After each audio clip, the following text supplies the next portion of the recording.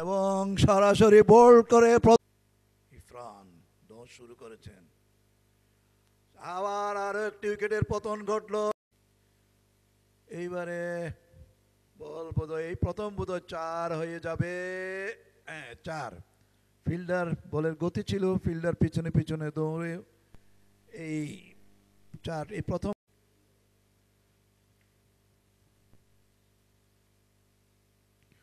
উফ,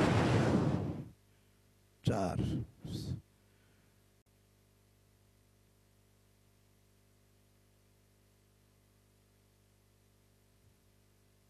এবারে বল চলে আসছে সীমানা ডট বল আশরাফুলের। এবার হাঁকিয়ে মেরেছেন, উপরে উঠে গিয়েছে লফটেড এবং উইকেট।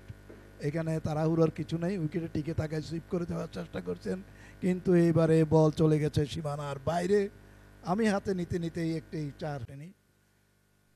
3টি উইকেটেই পেয়েছেন 3 জন ব্যাটার, টার্ন করে হিট। এবার 4 অবশ্যই হবে। কাট করে দিয়েছেন বল। পরের বল এবার কিন্তু আবার আবেদন এবং সম্ভবত আউট, বোল্ড আউট হয়ে ফিরে মিডল উইকেট ওভার নিয়েছেন। এইবারে তুলে মেরেছেন এবং 4। ময়মনসিংহের শক্ত একটা ভিত নিয়ে বল করছেন। এবার কিন্তু আম্পায়ার সবার আবেদন, 2টি উইকেট পেয়েছেন এবং এরই সাথে আরেকটি 4। শুভগত এবারে তুলে মেরেছেন আরো একটি 4। শুভগত কাট করেছেন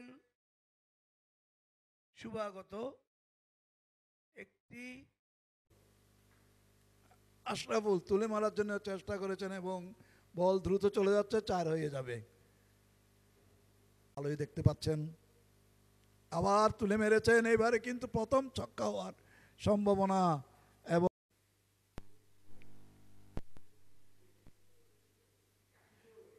এইবারে আরো একটি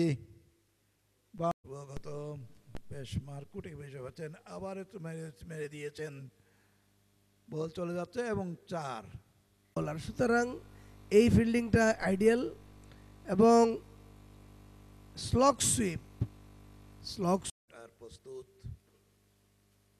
এবারে সোজা চালিয়ে দিয়েছেন, বল চলে গেছে সীমানার বাইরে। দলের মধ্যেই 3 জনেই স্পিনার, স্বীকৃত স্পিনার, আশরাফুল, নাইম হাসান এবং রুবেল।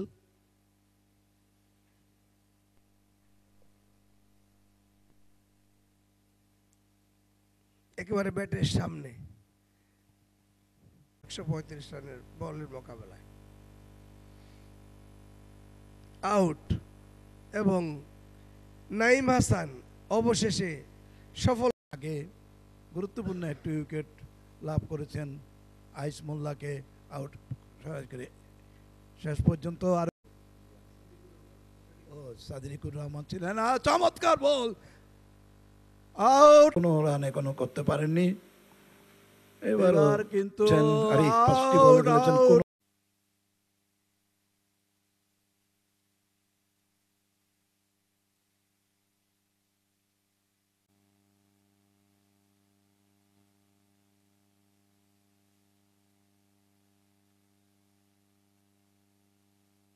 প্রথম বল, ব্যাটার প্রস্তুত আরিফ। নতুন বলে শর্ট অফ গুড লেংথ।